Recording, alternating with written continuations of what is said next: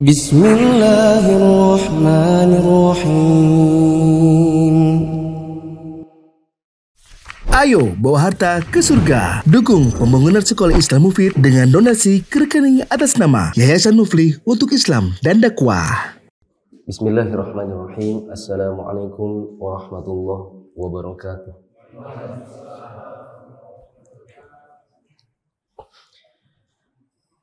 Alhamdulillahirabbil alamin. Hamdan katsiran thayyiban mubarakan fihi kama yuhibbu rabbuna wa yarda. Asyhadu an la ilaha illallah wahdahu la syarikalah wa asyhadu anna Muhammadan abduhu wa rasuluhu la nabiyya ba'da. Teman-teman yang dirahmati Allah, pada kesempatan malam hari ini kita akan lanjutkan kembali pembahasan buku Mulia dengan Manhaj Salaf karya Al-Ustadz Yazid bin Abdul Qadir Jawas hafizahullah ta'ala. Qadarullah, pada pertemuan yang lalu diisi oleh Ustadz Azmi dan rekamannya hanya ada gambar, tidak ada suaranya karena kameramennya tidak tahu, lupa nyalakan, tidak tahu nyalakan ini atau nyalakan yang mana. Jadi sudah dikutak-kutik, tidak bisa, hanya ada gambar saja. Dan karena kita tidak ingin ada video yang hilang, maksudnya ada bagian dari buku ini yang tidak terbahas, maka terpaksa saya bahas ulang. Di buku cetakan lama halaman 232, di buku cetakan baru mungkin di sekitarannya 230 mungkin, sikap Ahlus Sunnah terhadap perselisihan. 234. Bukan ini ya, berkumpul di atas kebenaran, ada lagi subbab sikap Ahlus Sunnah terhadap perselisihan. 234. Kata penulis, di antara prinsip Ahlus Sunnah wal Jamaah dalam masalah ikhtilaf atau masalah khilafiyah atau perbedaan pendapat, bahwa selama perbedaan pendapat itu berasal dari ijtihad pada perkara yang memang boleh ijtihad, maka sebagian mereka memaklumi, memberikan uzur kepada sebagian yang lain meskipun berbeda pendapat. Tidak saling dendam, tidak saling memusuhi, tidak saling membenci. Mereka meyakini bahwa perbedaan pendapat yang timbul dari ijtihad pada perkara yang boleh ijtihad, pada hakikatnya bukanlah perbedaan yang memecah belah. Karena setiap dari masing-masing orang akan berpendapat mengikuti dalil yang dia ikuti. Dan mereka berkeyakinan tidak boleh menyimpang dari dalil. Maka mereka meyakini bahwa mereka meyakini bahwa saudara mereka yang menyelisih dalam suatu perbuatan ijtihad, selama ada dalil, maka mereka saling memaklumi. Contohnya apa teman-teman? Boleh catat-catatlah dekat-dekat situ. Contoh hal-hal kontemporer yang di zaman dahulu tidak ada dan tidak dipraktekkan oleh Nabi SAW, tapi dia masuk dalam ranah ijtihad, maka Ahlus Sunnah sebenarnya tidak diperbolehkan untuk saling bermusuhan, sekalipun satu sama yang lain bisa saja mengambil pendapat yang berbeda. Sekalipun mengambil pendapat yang berbeda. Contoh penerapannya seperti kita sekarang ada kamera saat sedang kajian. Dulu tidak ada kamera. Zaman Nabi lebih-lebihnya lagi jelas tidak ada kamera. Orang belum punya kemampuan untuk membuatnya. Tahun-tahun 90-an, 2000-an awal, mungkin yang pakai kamera yang ada di TV saja. Sedangkan kajian-kajian di masjid, ya duduk tanpa kamera. Waktu awal-awal muncul kamera, apalagi handphone, Nokia Nokia yang begini, yang zaman Slack gitu. di slide ke atas. Berada tombol yang digoyang-goyang itu. Mulai ada kamera. Sudah mulai berwarna tapi tidak terlalu bagus gambarnya waktu itu. Zaman itu teman-teman yang ikut kajian-kajian, kalau mulai menghadapi kamera, maka mereka buang muka. Kalau mau difoto, tunduk. Karena waktu itu, karena belum tersebar soal kamera ini, belum banyak ulama yang berpendapat. Mereka hanya berpatokan pada hadis Nabi SAW. Inna asyaddan nasi 'adzaban yaumal qiyamati alladzina yudhhi'una bi khalqillah. Ya. Atau asyaddun nasi 'adzaban yaumal qiyamati al-musawwirun wal musawwirat. Sesungguhnya orang yang paling keras azabnya di hari kiamat adalah orang-orang yang menyerupakan ciptaan-ciptaan Allah yang makhluk bernyawa. Ada riwayat yang lain, di antara orang yang paling keras azabnya di hari kiamat adalah para penggambar. Hadis ini kemudian diturunkan kepada masalah foto. Saya termasuk di antara yang punya keyakinan seperti itu dulu. Kalau ada foto itu saya langsung nunduk. Atau langsung kayak gini. Langsung kayak gini. Karena tidak mau difoto. Karena berkeyakinan itu adalah bagian dari gambar. Yang di dalamnya ada makhluk bernyawa. Belakangan, setelah Nokia-nya mulai meredup, berganti, datang Samsung, datang Xiaomi, Mito. Pernah ketemu Mito? Yang layarnya agak gedean dikit, bahkan bisa TV lagi, tuh handphonenya. Belakangan akhirnya muncul Apple, bla bla bla. Orang mulai terbiasa dengan kamera. Belakangan muncul Facebook. Belakangan muncul Instagram dan lain-lain. Yang dulu hanya buat ketik-ketik tulis, lama-lama jadi live. Lama-lama bisa siaran langsung. Sampai-sampai TV nasional pada protes. Karena YouTube bisa siaran langsung, Facebook bisa siaran langsung, Instagram siaran langsung, TikTok siaran langsung. Akhirnya mereka kalau bikin siaran langsung kalah dengan viewernya siaran langsung versi aplikasi. Tambah lagi pandemi, maka akhirnya karena orang di rumah, sementara produk harus segera kalau bikin produk, ya, maka inginnya segera tersebar lewat media sosial. Maka akhirnya orang-orang sudah terbiasa dengan yang namanya kamera. Muncullah kamera ke dalam masjid. Saya mulai live Facebook itu sekitar 2018. Ya, ada Abu Syafiq, Mas Ian. Ya, beliau datang ke tempat saya terus sharing-sharing, Ustadz bagusnya kajian antum itu di live kan karena begini begitu, ini lebih tersebar bla bla bla. Ya, singkat kata akhirnya saya mulai mencari-cari apa fatwa ulama. Kita dapati para ulama, rupanya di zaman sekarang ada ikhtilaf. Di antara mereka masih ada yang konsisten dengan pendapat lama. Bahwa pakai kamera, foto, pakai kamera seperti ini, itu tidak diperbolehkan karena membuat gambar makhluk bernyawa. Makanya sampai sekarang masih ada di antara para ulama yang mereka tidak pernah terlihat wajahnya tersebar di mana-mana karena mereka tidak siaran langsung. Mereka tidak punya foto dan lain-lain. Sebagian ulama di zaman sekarang ada yang sudah berganti pendapat. Guru-guru saya di antara para ulama yang mereka di zaman sekarang mengganti pendapatnya. Dahulu mereka melarang, sekarang mereka live di Facebooknya. Yang paling terkenal, yang paling sering disebutkan pendapatnya adalah Syekh Shalih bin Fauzan.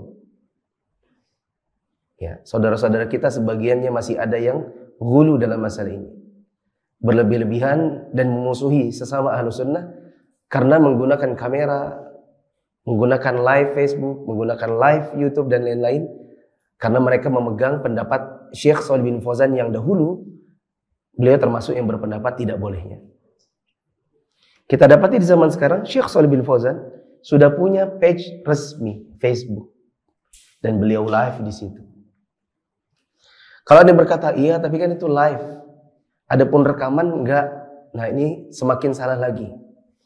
Berarti enggak update. Saya dulu ngaji sama Syekh Shalih bin Fauzan 3 tahun. Mata saya, telinga saya ini saksi langsung. Bahkan saya sholat sebelah beliau. Bukan seperti teman-teman misalnya di Kilo 5 yang cuma dengar saja. Kita lihat secara langsung. Ada daurah dulu mendekati musim panas. Daurah namanya intinya masyayikh. Ada sekitar 6 orang selama 12 hari, 1 orang 2 hari. Syekh Shalih bin Fauzan siaran. Dan itu bukan live, itu recording. 2020 atau 2021 ketika orang gonjang-ganjing tentang sholat di rumah, soal corona, apakah sholatnya di rumah saja atau tidak, Syekh Shalih bin Fauzan itu ada rekaman beliau diginikan sama entah mungkin adminnya, entah untuk siapa, dikode lagi. Syekh Thalatha Itsnain Wahid Fadl. Itu kan berarti diapain? Di-record. Dan yang record ini di-record lagi, jadi kelihatan banget proses pengambilan gambarnya.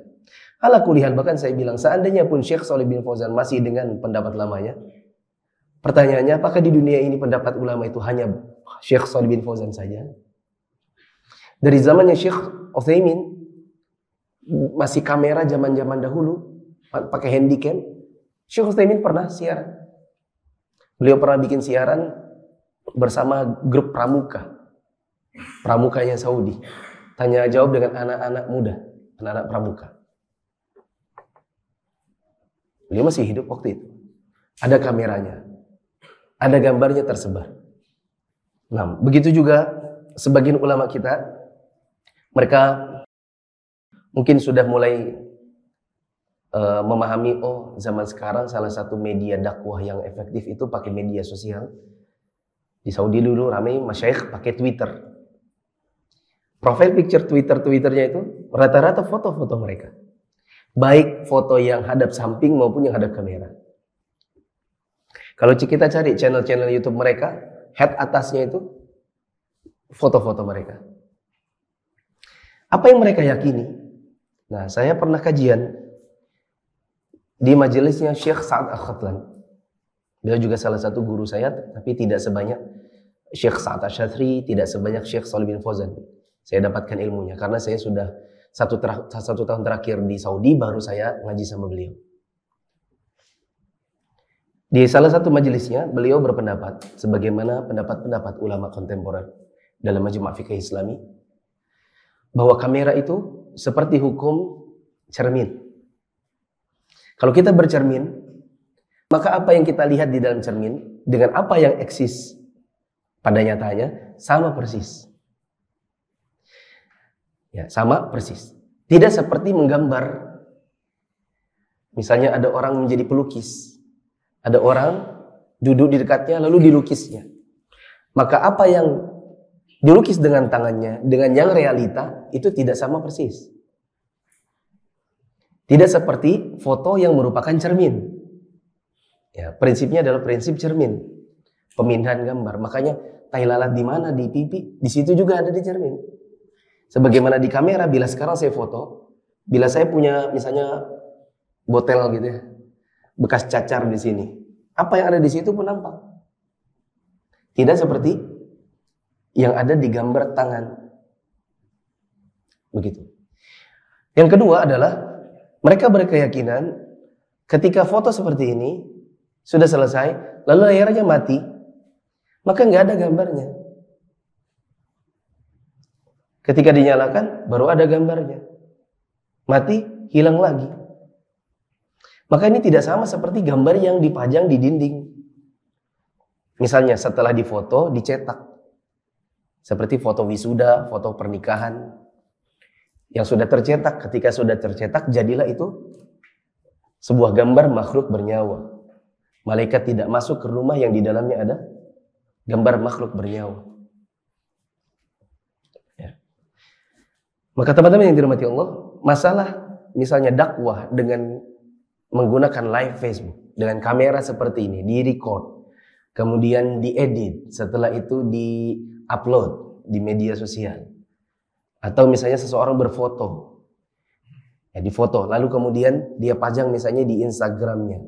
Setelah itu kalau dimatikan Instagramnya, ya mati. Maka ini ada ikhtilaf di antara para ulama.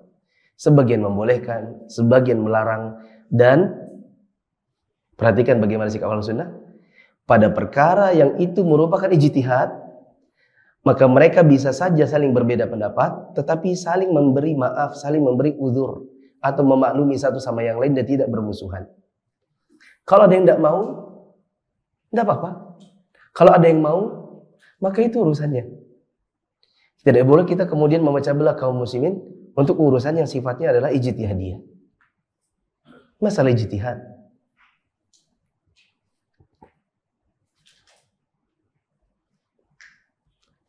Apalagi?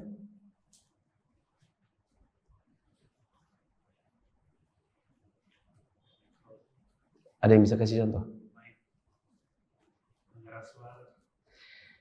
Kalau pengeras suara di zaman sekarang, keyakinan saya sepertinya tidak ada ahlu sunnah yang berbeda pendapat. Sesama ahlu sunnah beda pendapat soal mic sepertinya tidak ada. Keyakinan mereka sama-sama bahwa ini adalah maslahah mursalah. Tidak ada ahlu sunnah di zaman sekarang yang membid'ahkan azan pakai mic. Tidak ada. Kalau ada, keterlaluan. Ya, berarti tidak tamat usul fikih, malah mungkin belum belajar usul fikih. Masalah kamera ini sering. Karena sampai sekarang di Balikpapan ini ada Ahlus Sunnah sana yang kemudian pokoknya yang ada hubungannya sama Ustadz Abdurrahman Al-Asari rahimahullah, Mufli Safitra, Rofi Sitorus, Masjid Nasai, itu jangan diambil semua ilmunya karena ustadz-ustadznya masih pakai kamera. Padahal kalau kita tanya, kamu belajar sampai mana? Masalah kamera itu ada nas qat'i atau ini masalah ijtihadi? Saya khawatir nanti kemudian mari ditanya, qat'i itu apa? Ijtihadi itu apa? Apa itu nas qat'i? Ini teman-teman saya ajarin nih. Karena orang-orang seperti itu banyak banget di Balikpapan.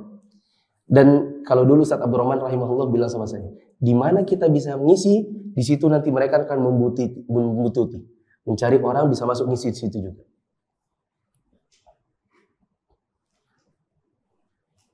Apa tadi saya bilang? Nas qat'i. Qat'i itu artinya sudah kotor, sudah pakem, pasti. Salat 5 waktu itu wajib. Puasa Ramadan itu wajib, itu qat'i. Tidak ada di situ celah untuk berijtihad. Ya. Ada punya ijtihadi, umumnya yang kita temukan di zaman sekarang yang memang tidak ada nasnya. Kamera itu tidak ada. Yang ada nasnya adalah menggambar makhluk bernyawa dan mematung. Yaitu menggunakan tangan secara manual. Atau ada makhluk, manusia misalnya, lalu kemudian pakai tanah liat, terus dibentuk mirip seperti dia, dikasih cat. Karena di zaman dahulu juga ada orang yang berprofesi sebagai pematung dan penggambar. Ya. Zaman dahulu. Tapi kalau kamera, fotografer, itu tidak ada. Videografi di zaman dahulu tidak ada. Belum sampai teknologinya. Maka ketika datang di zaman sekarang, dia masuk perkara kontemporer. Dan kalau sudah kontemporer, pasti ijtihadiyah. Butuh fatwa ulama. Di zaman sekarang ulama ngomong apa? Rupanya fatwa tentang masalah kamera, foto, itu memang ada perubahan tahun, perubahan fatwa. Semakin berkembang fatwa-fatwa para ulama. Begitu. Apalagi ya? Penghasilan dari YouTube. Ini juga perkara kontemporer. Sifatnya ijtihadi. Ya, sebagian ustadz mungkin ada yang memfatwakan nggak boleh. Alasannya karena begini dan begitu. Sebagian lagi mengatakan boleh. Alasannya begini dan begitu. Kalau berselisih, ya, maka silakan mengemukakan dalil masing-masing, tapi tidak boleh kemudian saling memusuhi.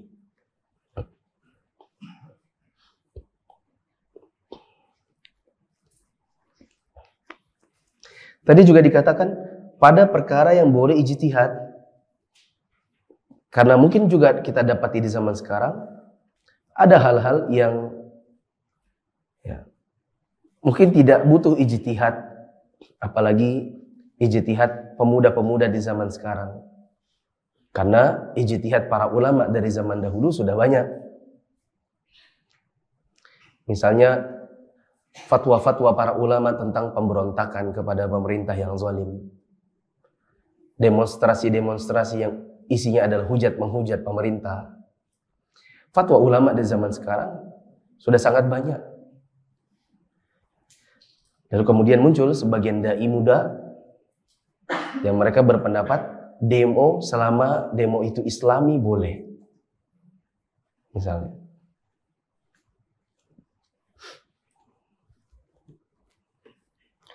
Boleh ditambah catatannya dekat situ. Perselisihan itu ada dua macam. Mungkin teman-teman yang sudah pernah kajian sama saya di tahun 2017 sudah pernah dapat catatan ini. Perselisihan itu ada dua macam. Ada perselisihan yang disebut dengan tanawwu'. Tanawwu'. Tanawwu' itu artinya variasi saja. Variasi. Maka sejatinya dia bukan perselisihan karena semuanya benar. Seperti perbedaan bacaan iftitah. Ada orang baca Allahumma ba'id, ada orang baca subhanakallahumma, ada orang baca wajjahtu wajhiyya. Perbedaan bacaan ruku dan sujud. Ada yang baca subhana rabbiyal azim, subhana rabbiyal a'la, ada yang subhanakallahumma rabbana wa bihamdika. Maka pada dasarnya ini semua bacaannya benar. Jadi ini sama sekali tidak perlu diperselisihkan. Misalnya orang bilang, kamu baca apa itu iftitah? Allahumma ba'id. Kamu Muhammadiyah ya? Maka ini kebodohan. Yang komentarnya begitu, kebodohan. Karena mungkin hanya tahu satu, kemudian sembarang komentar tentang orang yang tidak membaca bacaan yang dia hafal. Perselisihan yang kedua namanya tadad yang mu'tabar. Tadad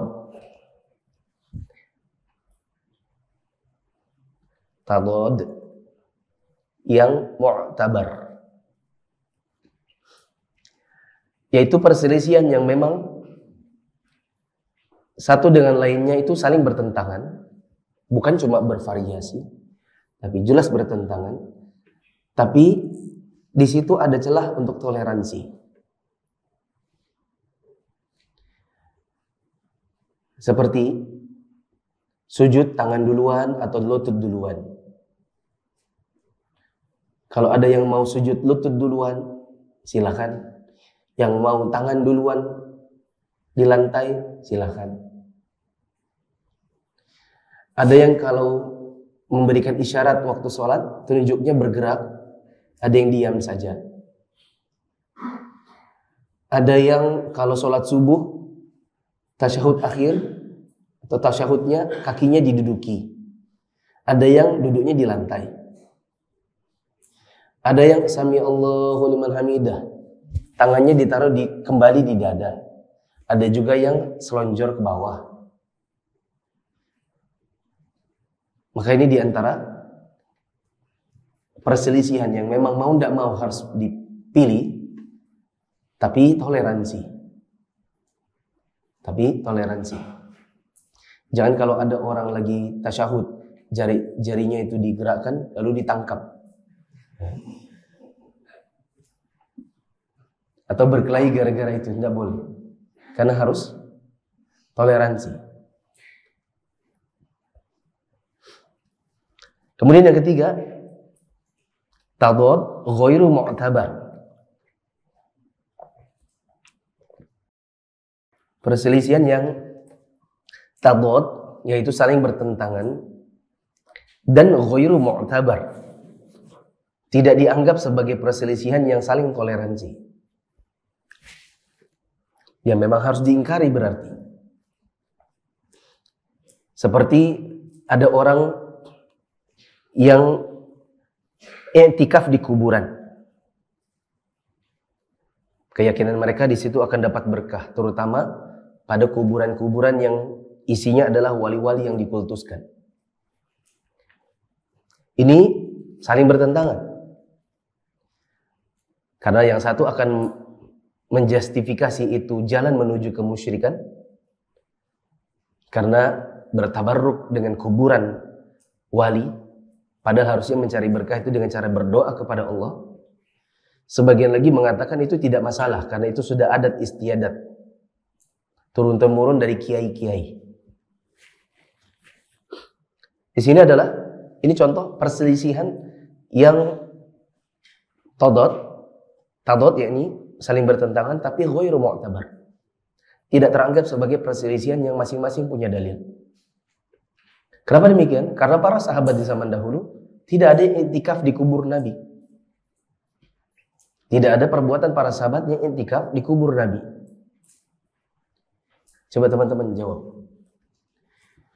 Jika ada kuburan di muka bumi ini yang pantas untuk dimintai berkah, maka kubur siapakah yang paling layak untuk dimintai berkah? Kubur Rasulullah SAW. Jawab pertanyaan yang kedua.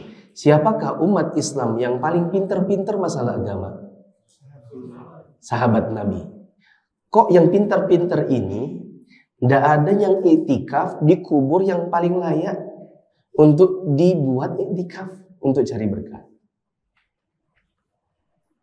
Kenapa orang di zaman sekarang justru yang tidak lebih pintar-pintar dari sahabat Nabi melakukan itu kepada kubur-kubur yang jauh di bawah Nabi? Silakan dibuka di buku-buku hadis, buku-buku tentang athar para sahabat.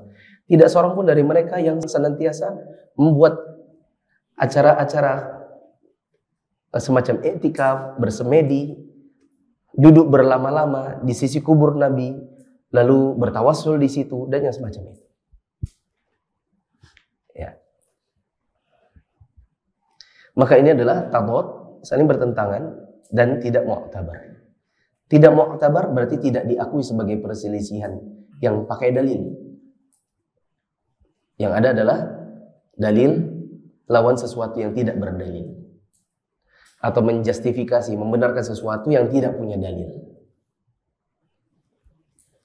Nah.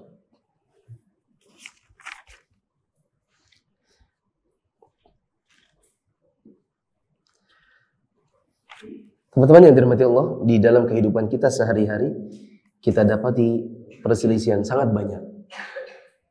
Perselisihan begitu banyak. Kita dihadapkan kadang-kadang pada kebingungan antara memilih pendapat A dengan pendapat B. Kita kadang-kadang mendapati sebagian masyarakat bingung mengikuti ijtihad di dalam organisasi A atau di organisasi B. Maka ini diantara panduannya. Kalau kita dapati perselisihan, coba dilihat, apakah perselisihan ini tanawwu' ataukah tadad? Apa yang kedua? Yang mu'tabar, ataukah perselisihan yang ketiga? Apa itu? Tadad yang ghairu mu'tabar. Kalau bingung, bertanya kepada para ustaz. Lebih bagus lagi, itulah kenapa juga ustadz-ustadz kita memotivasi, mengencourage teman-teman untuk belajar bahasa Arab. Supaya tidak hanya berbekal pada pendapat ustadz, tapi bisa browsing atau membuka kitab-kitab para ulama dan membaca bahasa Arabnya. Bagaimana pendapat mereka tentang hal-hal yang kita sedang perselisihkan.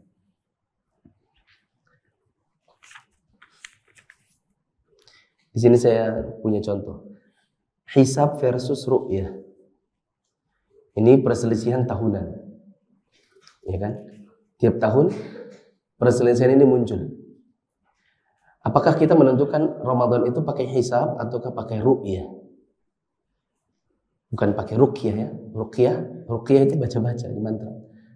Ya. Ru'yah. Nanti kalau sudah akhir Ramadan, perselisihannya muncul lagi. Mau menentukan 1 Syawal itu pakai hisab atau pakai ru'yah. Begitu.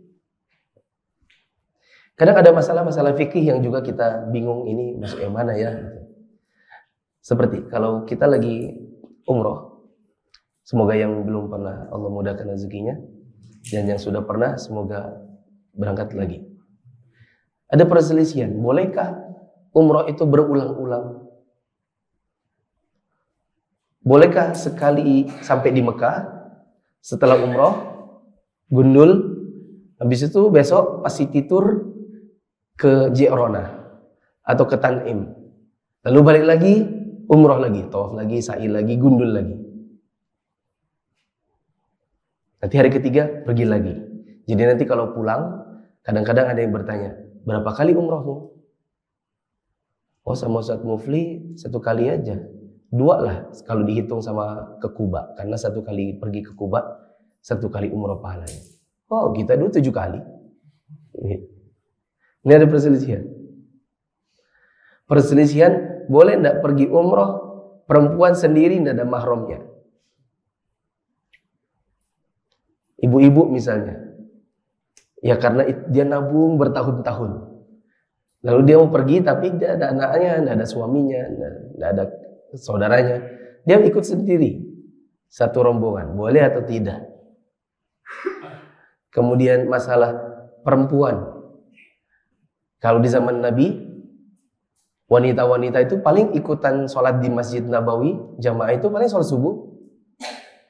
Karena kalau sholat subuh kan masih gelap gulita, mereka tidak bisa mengenali satu sama yang lain wajahnya.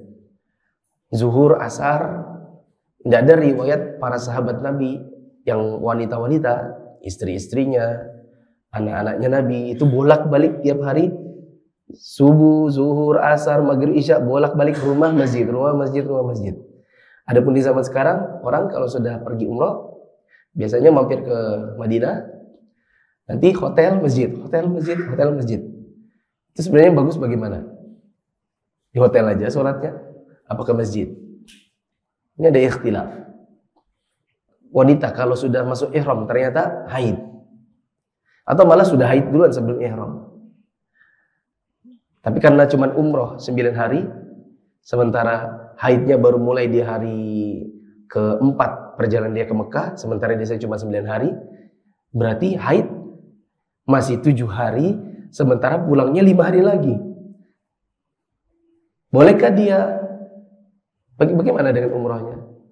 Apa dibatalkan? Apa tawaf saja pakai pembalut kah atau bagaimana? Minum pil pencegah haid atau tidak? Ini semua ada ikhtilaf. Dan menurut saya, semakin seseorang terbiasa untuk mendengar ikhtilaf, terbiasa untuk membaca-baca fatwa para ulama, terbiasa untuk mengkaji masalah yang sering dia temukan, ya, maka insya Allah dia akan semakin terbiasa dan semakin dewasa melihat perbedaan pendapat.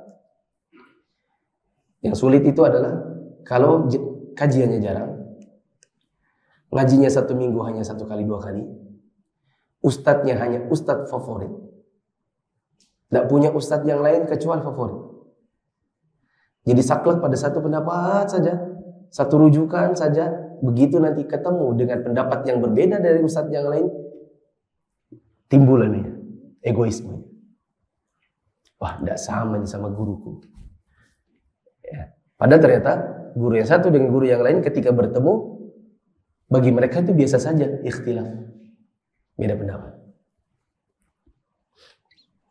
Saya dulu sering banget ditabrak-tabrakan sama Ustaz Abdurrahman rahimahullah oleh sebagian teman-teman yang lisannya nggak bertanggung jawab. suka nukil-nukil pendapat satu sama yang lain, lalu akhirnya tertabrak-tabrak gitu dan menimbulkan ketidakenakan pada bukan di antara kaminya. Kalau saya sama Ustaz Abdurrahman kalau ketemu pernah pembahasan Ustaz berpendapat apa soal misalnya nih soal azan di telinga anak bayi yang baru lahir. Ketemu saya sama Ustaz Abdurrahman habis digini sama ikhwan. Katanya antum bolehkan azan di telinga anak bayi ya? Iya. Kenapa? Kata Ustaz Abdurrahman nggak boleh. Gitu. Gimana antum ini? Saya ketemu sama Ustaz Abdurrahman. Beberapa menit kemudian, itu Ustaz Abdurrahman. Mau ikut? Dah. Saya datang, Ustaz, apa pendapat Ustaz tentang mengazankan anak bayi yang baru lahir? Anda ikut pendapat Imam Malik, ya. Tidak boleh, iya tidak boleh. Kalau saya ikut pendapat jumhur, Syafi'i, Hambali, Hanafi, yang boleh kan gimana Ustaz? Ya itu terserah tuh. Ya, saya kata kalau saya sih keyakinannya kalau ada yang mengerjakan itu tidak saya ingkari. Tapi kalau yang lahir anak saya, keponakan saya, terus dia nanya, diazankankah? Saya bilang enggak usah. Tapi misalnya nih kita punya tetangga, terus dia azankan, maka saya tidak mengingkari kayak orang mengingkari perzinahan. Kan ini juga pendapat jumhur. Gimana Ustaz? Ya terserah. Kitanya, ustadz-ustadznya nggak apa-apa. Tapi antara ikhwan itu, ketika tidak dewasa menghadapi perselisihan, yang jadi yang kelahi. Gitu. Saya diceritakan ikhwan-ikhwan lama. Ya, yang dulunya ngaji sama Ustaz Abdurrahman sama Ustaz Azmi. Nggak apa-apa ini saya buka-bukaan aja lah. Sesekali mau buka-bukaan nggak apa-apa kan? Ustaz Abdurrahman rahimahullah sama Ustaz Azmi. Ada murid-muridnya yang kalau misalnya sholat subuh ini berpendapat duduk di atas kaki alias iftirash.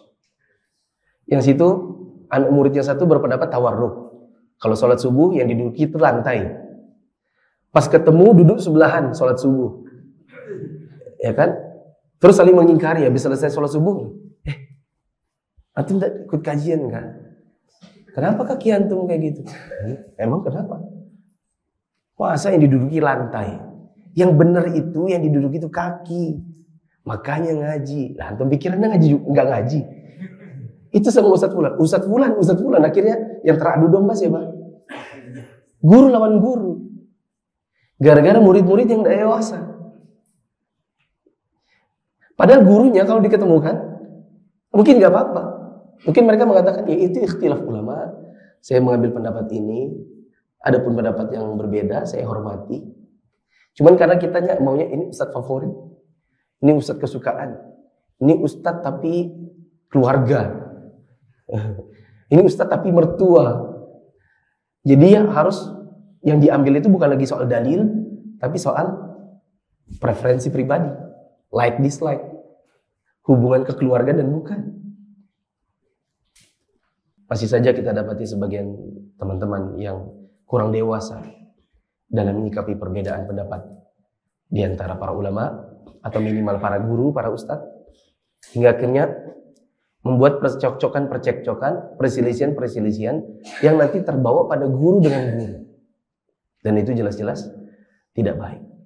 Khawatir kadang-kadang jadi mengadu domba. Sementara Nabi SAW mengatakan la yadkhulul jannata an-nammam. Tidak akan masuk surga para pengadu domba. Maka saya tutup nasihat saya agar teman-teman semua biasakan untuk kalau ada hal-hal kekinian itu tidak hanya mengkaji dari satu pendapat atau hanya satu ustadz. Apalagi kalau ustadznya sudah mengisyaratkan adanya ikhtilaf, berarti ini menunjukkan bahwa ustadz yang kita ambil ilmunya itu saja meyakini adanya ikhtilaf. Dan bisa saja ustadz yang bersangkutan mengambil pendapat A tapi dia menghormati pendapat B. Dan tidak diperbolehkan bagi kita untuk bersikap tidak dewasa lalu kemudian mengadu pendapat dan kadang jatuh ke dalam mengadu ustadz. Yang ustadz satu dengan ustadz yang lain itu sebenarnya nggak ada masalah, belakangan jadi ada masalah gara-gara lisan kita yang sengaja tidak sengaja ngadu domba. Ikut Mia belajar Islam jadi lebih mudah dan makin yakin. Kita belajar dari yang paling dasar, yang paling utama, dan yang paling kita butuhkan. Mufid Islamic Academy atau MIA adalah sebuah program pembelajaran Islam melalui pembahasan kitab-kitab para ulama yang dibahas secara terstruktur dan berjenjang. Untuk informasi lebih lanjut tentang pendaftaran, teman-teman bisa mengakses di media sosial Mufid TV Official, baik yang ada di Telegram, YouTube, Instagram, maupun di Facebook. Assalamualaikum warahmatullahi wabarakatuh.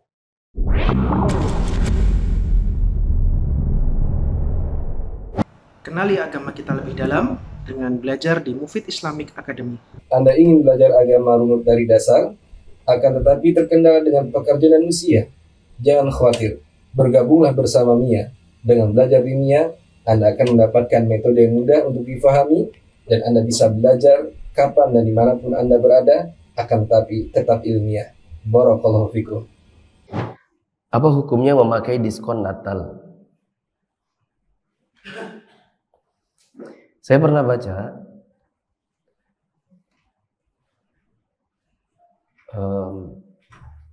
sebenarnya yang banyak diluncurkan oleh sebagian toko, diskon Natal itu sebenarnya lebih ke arah diskon akhir tahun. Karena biasanya usaha itu kalau sudah akhir tahun mereka mau tutup buku. Jadi barang yang tahun ini biar cepat habis, tutup buku di akhir tahun, lalu kemudian luncur produk baru di awal tahun. Pada dasarnya, kalau seandainya kita beli, kebetulan barang itu ada diskonnya, entah diskon Natal, entah diskon tahun baru. Tapi kebutuhan kita pada barangnya, bukan kepada diskonnya. Maka insya Allah tidak apa-apa. Misalnya, lagi mau ikut jogging, tapi belum punya sepatu. Akhirnya kita pergi misalnya ke sport station. Ada sepatu yang menurut kita harganya cocok. Kebetulan di situ digantungin diskon tahun baru. Kebutuhan kita bukan pada diskonnya, tapi pada sepatunya. Maka ini insya Allah tidak apa-apa. Adapun mencari karena khusus, ayo kita ke BC yuk, lagi ada diskon-diskon Natal. Sehingga barang yang tadinya tidak dibutuhkan jadi dibeli gara-gara diskon Natalnya. Ya, maka ya Allah alam. Mungkin ini tidak boleh dari sisi soal Natalannya. Bukan dari sisi diskonnya. Bedakan ya teman-teman. Kalau pertanyaannya gini, apa hukumnya meramaikan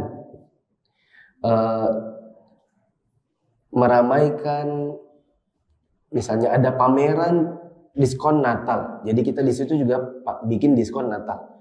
Ini bisa jadi masuk dalam ikut meramaikan Natalan.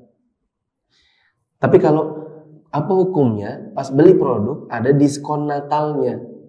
Jadi haramkah gara-gara beli itu produk gara-gara diskon Natalnya? Jawabannya insya Allah tidak. Mohon dibedakan dua hal ini. Apa hukumnya memakai atribut Natal bagi orang Muslim? Apakah termasuk memakai atribut Natal bagi orang yang memakai foto profil Natal dengan alasan kan yang penting tidak ikut merayakan? Adapun memakai atribut yang memang itu kekhasan orang-orang kafir, maka hukumnya haram. Ada hadis yang sering kita dengar, man tashabbaha biqaumin fahuwa minhum. Siapa yang menyerupakan diri dengan suatu kaum, maka dia bisa jadi masuk ke dalam golongan tersebut. Dan salah satu turunan dari hadis ini adalah menggunakan apapun yang merupakan kekhasan orang kafir. Makanya kalau teman-teman baca buku-buku para ulama berkaitan dengan penamaan anak bayi, termasuk di antara nama yang diharamkan bagi mereka adalah menamakan anak bayi dengan nama yang khasnya orang kafir. Sampai urusan nama.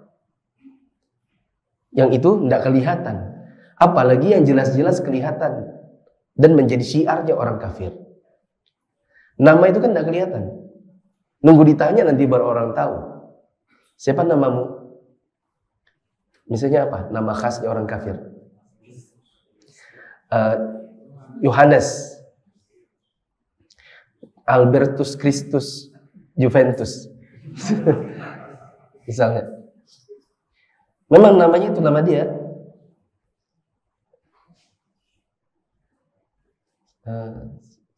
Kemarin saya punya jemaah umroh bulan Oktober dan November, semua namanya itu depannya Y. Semua beradik kakak itu depannya Y. Yensi, Yuzanna, Yohanna, dan ada satu namanya apa ya? Pokoknya kata kakaknya, ini adikku satu protes karena yang ini namanya kayak nama orang kafir bilang. Apa ya? Pokoknya ada di Yesus. Itulah ya, pokoknya ada di nama-nama Injil lah begitu. Kok ini kayak nama orang Kristen dia bilang gitu. Apalagi yang memang sudah jelas-jelas nampak. Contohnya atribut baju. Seperti topi Natal, maka itu hukumnya haram. Kalau ada yang bilang saya kan nggak merayakan, terus kamu ngapain? Meramaikan. Oh, saya kan nggak merayakan, saya cuma meramaikan. Termasuk diantara yang dilarang adalah meramaikan syiarnya orang kafir. Dan Natal itu syiarnya orang kafir. Karena ada sebagian teman-teman, saya pernah pergoki, ya, tidak ada kayaknya dia di sini. malam tahun baru dia ikut bakar-bakar. Pas saya parkir motor, dia langsung kelabakan kan, cari tempat bersembunyi gitu. Ya, cari tempat bersembunyi. Malu dia setengah mati. Mungkin dia berkata, saya kan tidak merayakan, saya cuma meramaikan. Ya. Makanya tahun lalu itu saya bikin video, saya kasih judul satir. Satir itu kan apa? Sindiran ya. Nah, saya bilang gini, jadi video itu. Gak apa-apa teman-teman, gak usah takut ikut merayakan malam tahun baru. Gak usah takut. Kita kan gak merayakan, kita cuma meramaikan. Ya kan, lagian kan yang lihat itu teman-teman yang awam-awam aja. Ustadz-ustadz dan ikon-ikon yang sudah ngaji kan gak ada yang lihat, ya enggak? Paling-paling yang lihat kan cuma Allah, ya kan? Ya, terus akhirnya ada yang komen, ini Ustadz kok gak takut sama Allah? Karena saya di endingnya bilang, kan paling-paling yang lihat kan cuma Allah. Tapi itu sebenarnya kan sindiran. Terutama kepada yang sudah ngaji. Nah itu sudah ngaji bertahun-tahun. Jadi panitia kajian lagi. DKM masjid lagi. Kok malam tahun baru ikut bakar-bakarin sama teman-teman. Harusnya antum di situ dakwah. Bukan malah ikut-ikutan di situ. Wah, udah enak Ustadz lah. Kayak apa sih? Jadi tidak boleh pakai topi Natal. Tapi ini saya disuruh kantor Ustaz, kalau enggak saya dipecat. Antum harus berani berargumentasi sama kantornya. Kami Pak, kalau kami lagi Idul Fitri, tidak ada itu mbak-mbaknya yang Kristen-Kristen disuruh pakai jilbab. Yang laki-laki diwajibkan pakai peci baju koko, tidak ada kan? Tapi kalau giliran yang punya toko ini orang kafir, orang Kristen, nanti yang muslim-muslim pakai apa? Topi Natal. Tapi catatan, tidak juga sih seperti itu. Kadang ada orang muslim yang memang bodoh memang. Tidak ada yang suruh dia yang pakai. Itu kantornya yang punya misalnya Chinese gitu. Tidak ada sebenarnya disuruh pakai topi Natal. Cuman karena yang pegawai-pegawai yang lain yang Nasrani pakai topi Natal, nanya juga dia, ada kau topi juga? Mau juga gitu. Tidak ada yang suruh, tidak ada yang ancam, dia yang minta. Ini kan bodoh juga. Ya. Kalau orang Banjar bilang bungul. Ya. Tidak ada yang suruh kok kamu minta.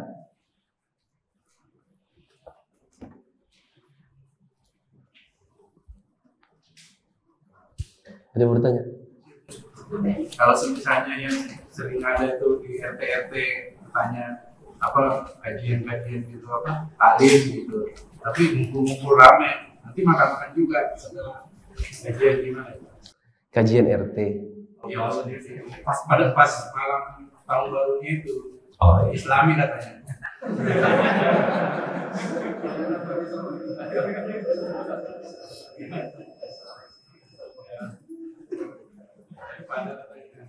Iya. Tapi bukan cuma RT aja sih, ustadz-ustadz juga ada yang berpendapat begitu. Ini untuk mengalihkan perhatian kaum muslimin. Supaya anak-anak mudanya tidak kemelawai, kita bikin aja pengajian anak muda di masjid. Supaya anak-anak mudanya ada tempat gitu. Tahun lalu saya bikin kajian tanggal 31 Desember. Tapi bukan karena malam tahun barunya, tetapi karena memang jadwalnya. Jadi ini kan saya pribadi ya. Saya pribadi nanti mungkin saja tanya ustadz yang lain bisa saja beda pendapat. Di malam 31 Desember yang memang jadwal kajian jangan diliburkan. Jangan juga kita liburkan aja, nanti dikira kita perayaan. Biar aja orang mengira, orang kita memang kajian rutin.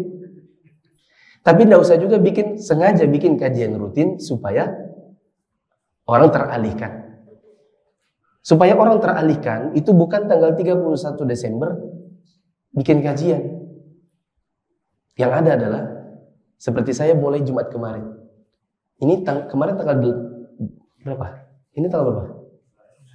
11, berarti 9. Jumat kemarin tanggal 9. Tambah 7, 16. Tambah 7, 23.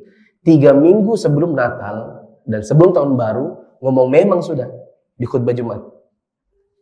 Saya kalau bulan Desember masuk, itu sudah saya mulai khutbahnya isinya adalah tentang tasyabbuh bil kufar, tentang larangan ikut Natal, tentang larangan perayaan tahun baru.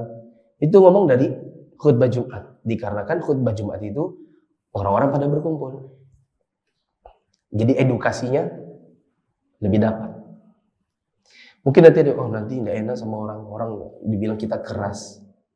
Tergantung cara membawakannya, tergantung keluar dalil atau enggak. Karena kalau sudah keluar dalil orang masih melaksanakan, itu kan nanti soal hawa nafsu aja lagi.